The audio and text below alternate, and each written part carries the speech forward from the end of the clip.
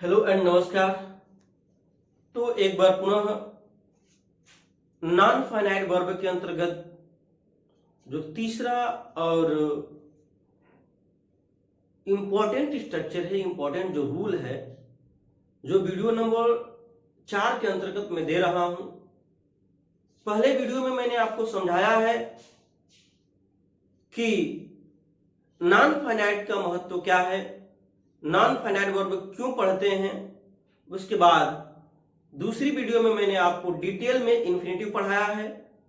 तीसरी वीडियो में मैंने आपको जेरेंड पढ़ाया है और आज इस चौथे वीडियो में आप सब लोगों को पार्टिसिपल पढ़ाने जा रहा हूं।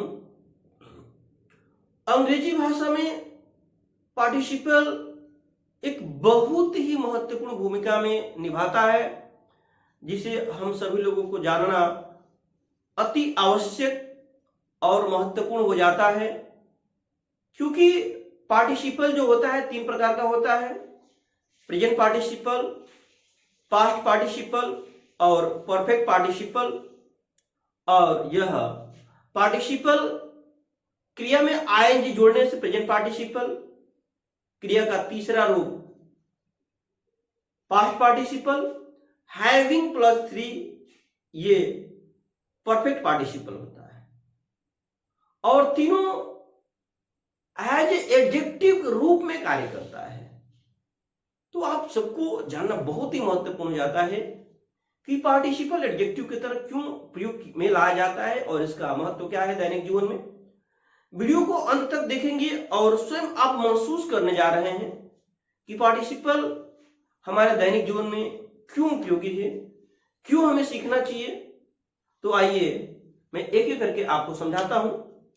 तो सबसे पहले आप जानेंगे पार्टिसिपल जो नॉन फाइनाइट वर्ब के अंतर्गत आता है। यह जो पार्टिसिपल होता है एज एडजेक्टिव के रूप में प्रयोग किया जाता है। पार्टिसिपल की बात करें तो there are 3 kinds of participle, 3 प्रकार का होता है। पहला होता है प्रेजेंट पार्टिसिपल, जो क्रिया में आई जोड़ने से बनता है, एडजेक्टिव का कार्य करता है, जैसे रीडिंग, प्लेइंग, लाफिंग। यह प्रेजेंट पार्टिसिपल होता है। Past participle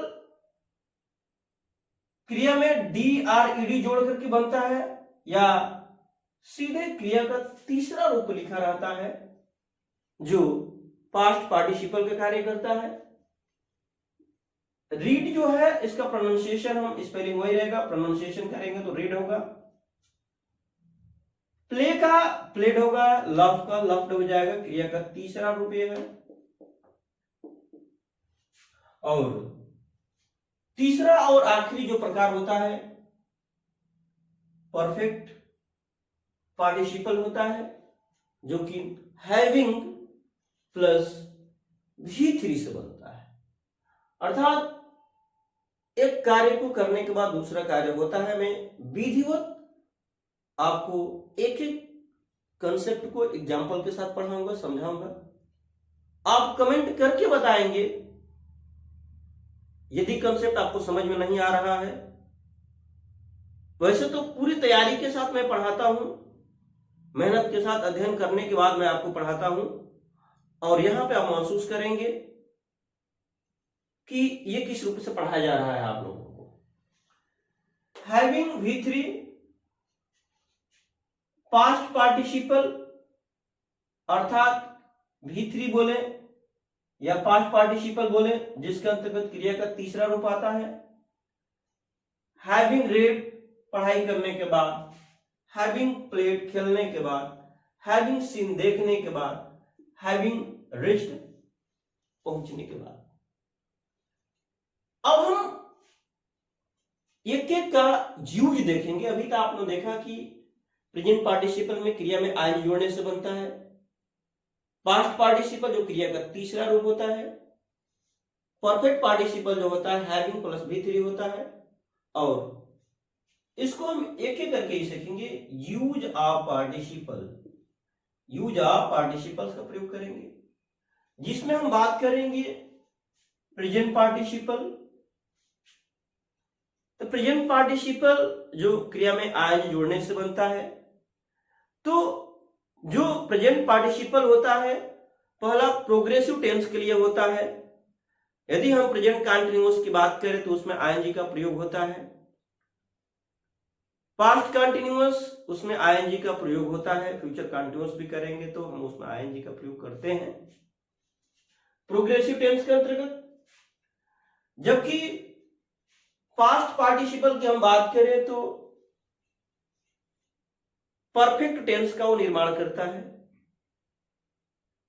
present participle ING जोड़ने से प्रोग्रेसिव टेंस बताता है, जबकि पास्ट पार्टिसिपल अर्थात क्रिया का तीसरा रूप जोड़ने से हमारा परफेक्ट पार्टिसिपल बताता है।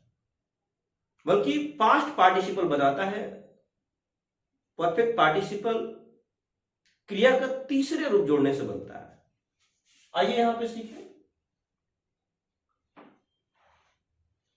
यहां देखिए, he is playing present participle, I have eaten past participle, he will have reached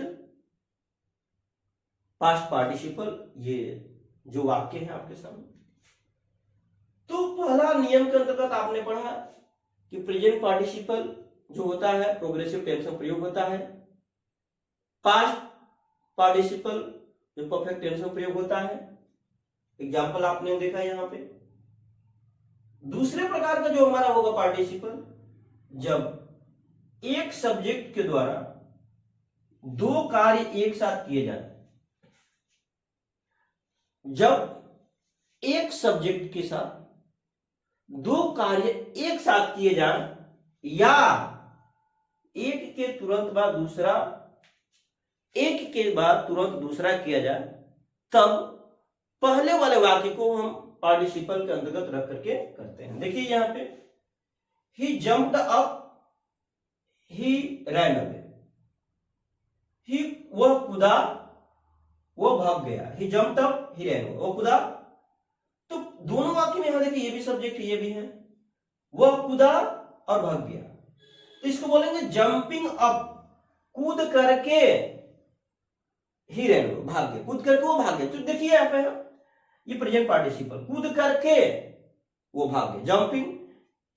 he jumped up, वो कूदा, ही रैन अवे, वो गया। दोनों वाक्य में एक ही सब्जेक्ट है। तो पहले वाले सब्जेक्ट की इस क्रिया को हम क्या करेंगे, पार्टिसिपल में प्रयोग करके करेंगे। तो प्रेजेंट पार्टिसिपल में आईएनजी जोड़ेंगे, जंपिंग अप, कूद करके, ही रैन अवे, वो भाग गया। उम्मीद करता हूं आपको बेहतर तरीके से समझ में आ रहा होगा। एक और वाक्य लिखते हैं, he opened the box and took out the watch। he opened the box, उसने बॉक्स को खोला, and घड़ी निकाला। एक के तुरंत बाद दूसरा कार्य हो रहा है, बॉक्स खोला, घड़ी निकाला, कूदा, भाग गया। तो जब एक कार्य के तुरंत बाद दूसरा कार्य हो रहा है तो इसको पार्टिसिपल में हम जब ऐड करेंगे तो प्रथम वाक्य की क्रिया को प्रेजेंट पार्टिसिपल में करेंगे। तो यहां प्रेजेंट पार्टिसिपल ओपन है, तो इसको हम पार्टिसिपल में करेंगे, ओपनिंग द बॉक्स, बॉक्स खोल करके, he took out a watch, उसने घड़ी निकाला। जब एक ही सब्जेक्ट के द्वारा दो कार्य इस प्रकार संपन्न हो, जब एक ही सब्जेक्ट के द्वारा, जब एक सब्जेक्ट दो कार्य इस प्रकार संपन्न हो कि एक कार्य पूरा होने के ठीक बाद दूसरा शुरू हो जाए। एक ही सब्जेक्ट के द्वारा जैसे ये कार्य संपन्न होता है ठीक दूसरा शुरू हो जाता है, तो उसके लिए हम परफेक्ट पार्टिसिपल का प्रयोग करते हैं। आइए देखें, एक कार्य तुरंत खत्म होगा, उसी तुरंत खत्म होने के बाद दूसरा शुरू हो जाता है, तब हम परफेक्ट पार्टिसिपल का प्रयोग करते हैं। देखिए, he did his job, he left the office। he did his job, he left the office। वह अपना कार्य किया, वह ऑफिस छोड़ दिया। कार्य किया तुरंत ऑफिस छोड़ दिया, तो क्या बना, having done his job, अपना कार्य करने के बाद he left the office। फिर से समझिएगा, he did his job, उसने अपना काम किया, he left the office। अपना काम कर लिया, ऑफिस छोड़ दिया। तो जैसे काम संपन्न हुआ वो ऑफिस छोड़ दिया। तो having complete, having done his job, अपना कार्य करने के बाद ही लेफ्ट द ऑफिस, वह ऑफिस छोड़। समझ में आ रहा होगा? आइए दूसरे से क्लियर कर देता हूं मैं आपका। ही वर्कड हार्ड, उसने कठिन परिश्रम किया। ही फेल्ट टायर्ड, उसने कठिन परिश्रम, कठिन मेहनत किया और तुरंत थक गया। उसने कठिन परिश्रम किया और थक गया। तो क्या बोलेंगे? हैविंग वर्कड हार्ड, क्योंकि पहले वाला बनाना है। Having worked hard, having worked hard, कठिन परिश्रम करने के बाद ही फेल्ट टायर्ड, वो क्या हो गया? Having having having having having having worked hard, कठिन परिश्रम करने के बाद he left right। सुनिए फिर से एक बार और देखिए। he worked hard, उसने कठिन परिश्रम किया। he felt tired, वो थक गया, थकना महसूस किया। ये तुरंत कार्य हुआ, तुरंत वो महसूस किया। पहले वाला वाक्य जो हुआ था इसको हम बनेंगे परफेक्ट पार्टिसिपल में, तो ये क्रिया हमारी हो गई having worked hard, having worked hard, कठिन कार्य करने के बाद he felt tired। तो इसके अगले पार्ट को हम यहाँ पे, अगला जो काइंड से, अब मैं आपको यहाँ पे हम सीखे हैं दूसरा प्रकार, तीसरे प्रकार को। ये तीसरे प्रकार का जो पार्टिसिपल है हमारा है, इसको देख लीजिए। तीसरे प्रकार का जो पार्टिसिपल है प्रेजेंट पार्टिसिपल और पास्ट पार्टिसिपल का प्रयोग, जो कि एडजेक्टिव की तरह होता है। प्रेजेंट पार्टिसिपल और पास्ट पार्टिसिपल का प्रयोग एडजेक्टिव, अर्थात ये दोनों नाउन या प्रोनाउन के पहले प्रयोग होगा। देखिए, A rolling stone gathers no more। और रोलिंग स्टोन मतलब क्या हुआ? लुढ़कने वाला पत्थर कोई भी द्रव्य को इकट्ठा नहीं करता है। The child had a smiling face, बच्चा के पास मुस्कुराता हुआ चेहरा। फेस नाउन है, स्माइलिंग क्रिया है जो वर्ब का पार्टिसिपल बता रहे हैं। The child had a smiling face, बच्चे के पास या बच्चे का मुस्कुराता हुआ चेहरा है। He played a losing game, उसने खेला गेम कैसा? हारने वाला गेम खेला। ये यहाँ पे ये पार्टिसिपल है, present participle. He is a drunkard person, person noun है, इसके बाद पियक्कड़। He is a drunken person, वो पियक्कड़ आदमी है। इसको देखिए, a burned child का मतलब होता है, a burned child मतलब होता है a child who is burned। a burned child का मतलब ये होता है कि वो बच्चा जो जला हुआ है। और रोलिंग स्टोन का मतलब ये होता है stone which rolls, rolling stone मतलब वो पत्थर जो रोल करता है, लुढ़कता है।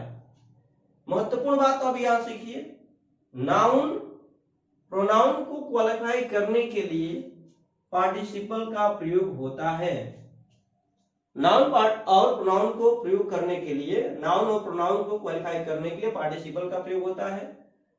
प्रेडिक्टिवली तथा एब्सोल्यूटली भी होता है। तीन तरह से देखेंगे, प्रेडिक्टिवली तथा एब्सोल्यूटली भी होता है। नाउन और एक और एट्रीब्यूटिवली। नाउन के पहले जो हमारा पार्टिसिपल होता है वो होता है एट्रीब्यूटिवली। यहां देखेंगे समझने के लिए। देखिए, प्रेडिक्टिवली एब्सोल्यूटली भी होता है। प्रेडिक्टिवली एज, जैसे देखिए, पहले आप ये समझिए कि एट्रीब्यूटली क्या होता है। तो एट्रीब्यूटली ये होता है, जैसे देखिए नाउन है ना, नाउन के पहले यहाँ है, यहाँ नाउन हमारा है ना, ये नाउन है, नाउन के पहले। तो जहाँ नाउन के पहले आता है एडजेक्टिव, उसको एट्रीब्यूटिवली एडजेक्टिव कहा जाता है।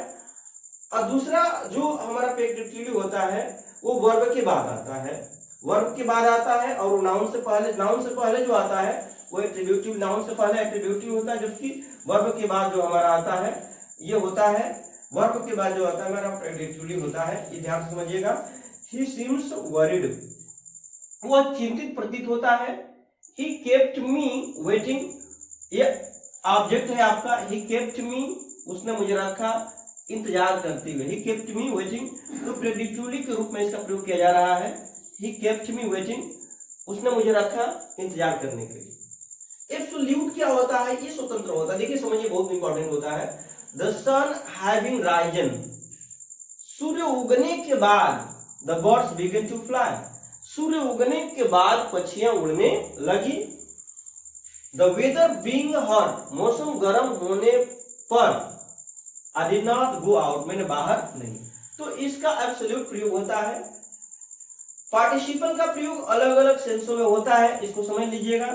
जैसे देखिए, I saw him reading an novel, मैंने उसे देखा क्या करते हुए, पढ़ते हुए, पत्रिका को पढ़ते हुए मैंने उसे देखा। तो ये क्या है, हमारा प्रेजेंट पार्टिसिपल है। ही केप्ट मी वेटिंग, उसने मुझे रखा क्या करने में, इंतजार करने में। द सन हैविंग राइजन, सूर्य उगने के बाद, the birds began to fly. तो ये जो होता है सूर्य उगने के बाद, द सन हैविंग राइजन, सूर्य उगने के बाद the birds began to fly. तो ये होता है हमारा पार्टिसिपल्स। यदि आपको कहीं भी समस्या हो रही है, पार्टिसिपल क्लियर नहीं हो रहा है, आप कमेंट करके बताएंगे। अगली वीडियो में आपको निश्चित रूप से उसका सलूशन मिलेगा।